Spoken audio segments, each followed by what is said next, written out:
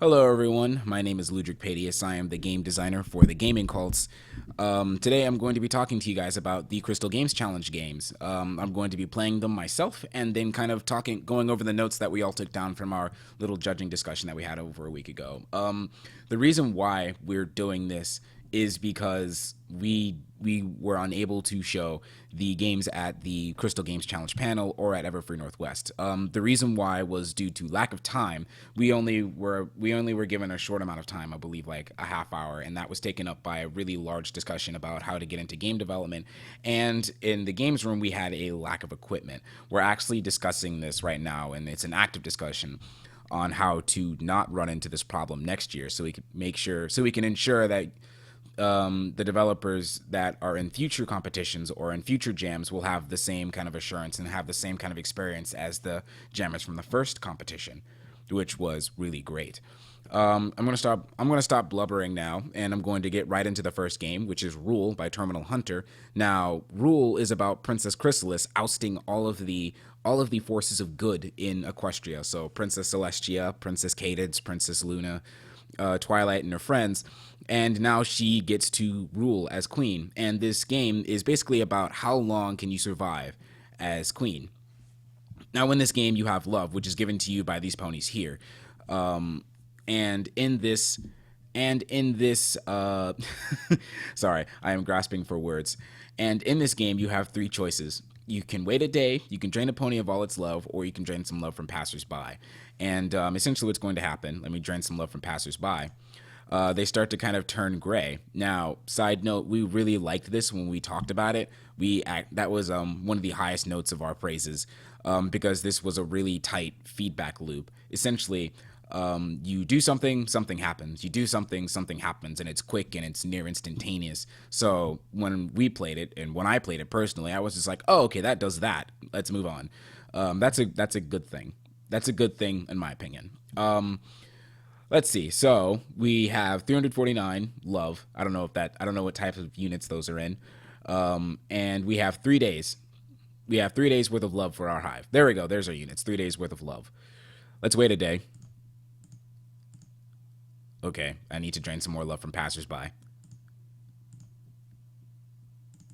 Oh, jeez, I've drained everyone. Okay.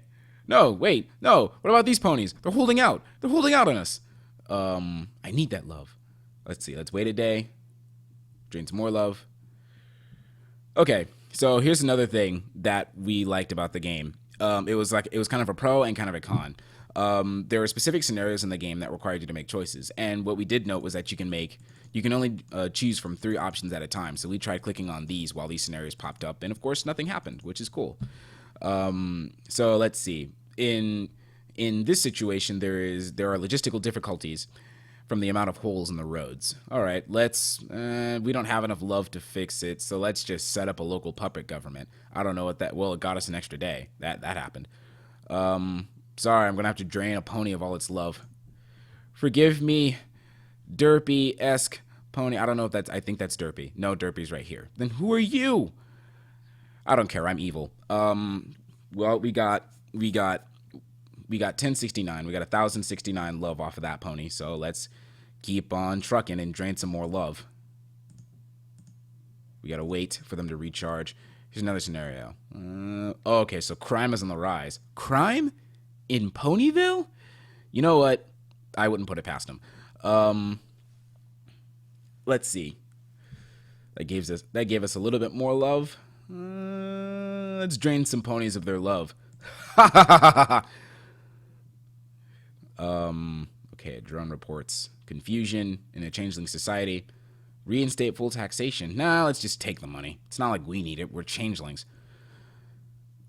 Let's see. It's kind of getting tough. I could just wait. I got a little bit. This was actually really clever. We talked about this a little bit. So let's just forgive Terminal Hunter. That gives us 25 more days. Whee! So we can just kind of do with it whatever we please. Well, I guess this kind of really wraps up the game as far as it goes. So let's talk about it a little bit.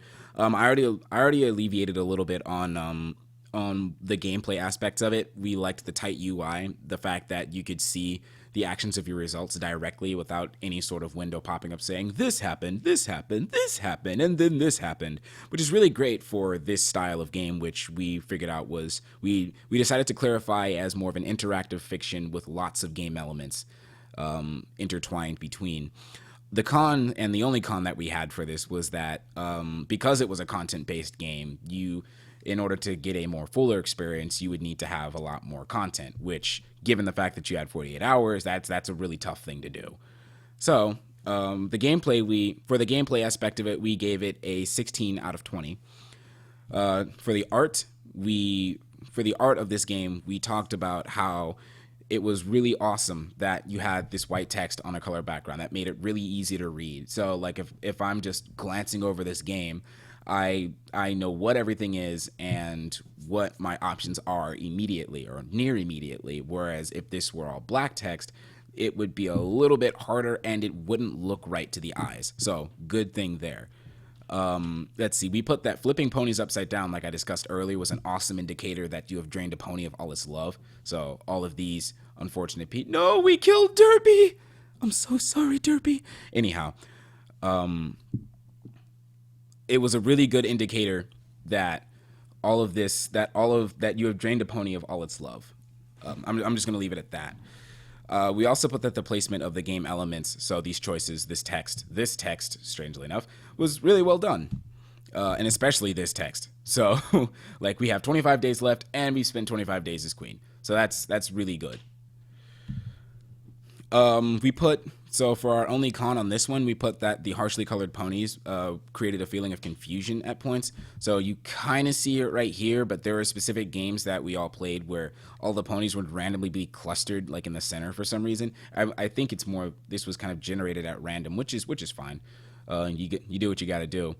And there would be times where we would drain a pony of all its love and we wouldn't be able to see like where the pony was exactly. You had to look really, really close, and then you could see like maybe 4 tiny hooves just kind of sticking up in the air. That was the only con we had for that game. So for that, we gave it a 16 out of 20 as well, like gameplay. For audio, there was no audio in this game. There is no audio in this game. So we put that, given the style of the game, which is an interactive fiction, we put that the choice to not include audio allowed us to further enhance ourselves within the text or further immerse ourselves. Sorry. So for that, we gave it kind of a 14 out of 20. Like that 14 out of 20, which is strangely enough was kind of the topic of a I don't want to call it a big debate, but it was kind of it was a discussion. We were like, we don't know what to give you because of this, and because of that, we're going to be changing up some of the categories next year to incorporate games that don't have audio. All right, so that's Rule by Terminal Hunter. Great job. Awesome job. I really liked this game. All right, so let's move on to our next game. The next game we have on this list here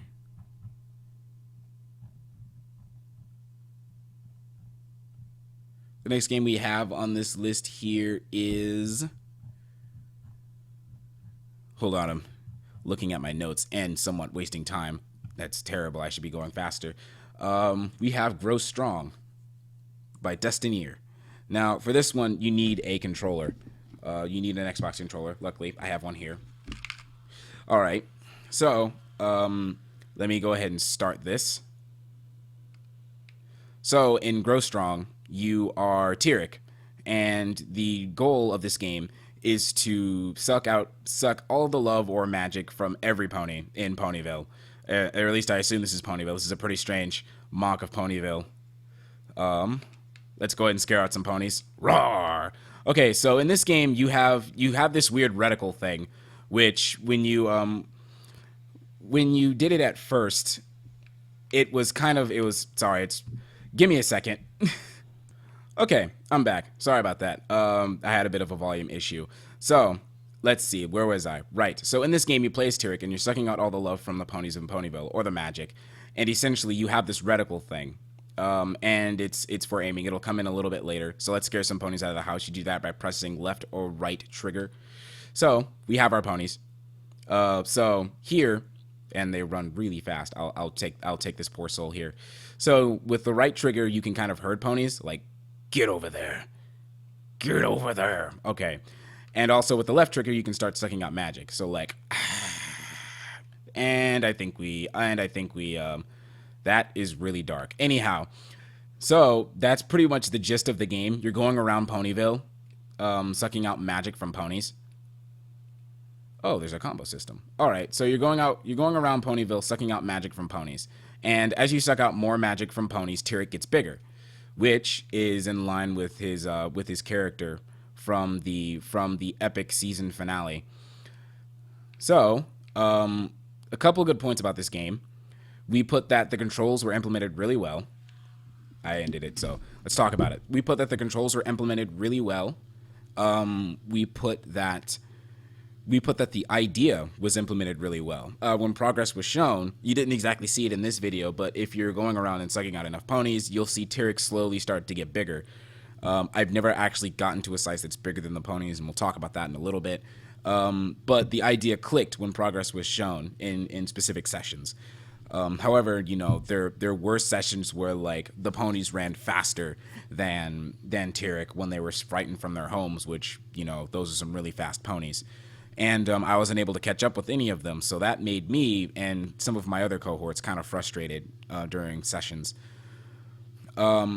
So that kind of limited the probability of there actually being showable progression in the game. So that's really more of a, it's not like a reprogram the whole thing. That's more of a maybe tweak some numbers, like the speed of the ponies or something. It wasn't really that big of a deal. For gameplay, we gave it a 17 out of 20. Now for the art, let's talk about the art. So for the pros of the art, we put that the art carries I am so sorry. We put that the art carries the concept clearly. We put that the majority of the art did. We put that it allowed the player to immediately identify what was a brick wall or what was dirt. Though there were some tiles in there that kind of gave us confusion. So, for instance, there was the mountain tile. I believe that's what it's called now. It's called the mountain tile. Let me start this up again and show you. So this mountain tile right here, at first we thought this was like a weird snow tile, and we were trying to traverse over it, and we were like, why can't he walk on the snow? But that was, again, that's kind of minor. Something else that we also put was that Tyrek starts out really small, which I guess in an ideal world would it would hammer in the concept a lot more that, you know, as you suck out more ponies, you're going to get larger. But we put that you started really small, and for some reason, like the juxtaposition in size of Tyrek to the ponies really threw us off. So for art, we gave it a 13 out of 20. And for audio, the audio, by the way, you won't be able to hear it in this video. If you want to search it up on YouTube, the audio is Revenge by the Aviators. You go ahead and search that up, give it a listen. And of course, this game will be available in the archive for you to play. So, let's see. For audio, we gave it a 12 out of 20. The reason why is because for the pros, the audio conveys the intent behind the character really well, which it matches Tyrek's character. We put also that it matches the mood of gameplay. It sort of invites this feeling of anticipation, which that was something we couldn't really deny. The cons that we came up with, which again was the topic of a rather large discussion between some of the artists and myself, was that we felt that it didn't really fit the art style. We put that the basic conceptual art style employed didn't really match the tonal style of the music. So essentially, to water it down, you have this basic concept like this is Tyrek, these are ponies. This is Tyrek, these are ponies, you know, this is a brick wall, and you kind of recognize that at its base value. And then on top of that, you have this kind of fully fleshed out soundtrack, which it gives a weird feeling visually and through an auditory. It gives a weird feeling, is what I'm going to say. I'm going to stop right here. Join me in part 2 for the rest of this critique.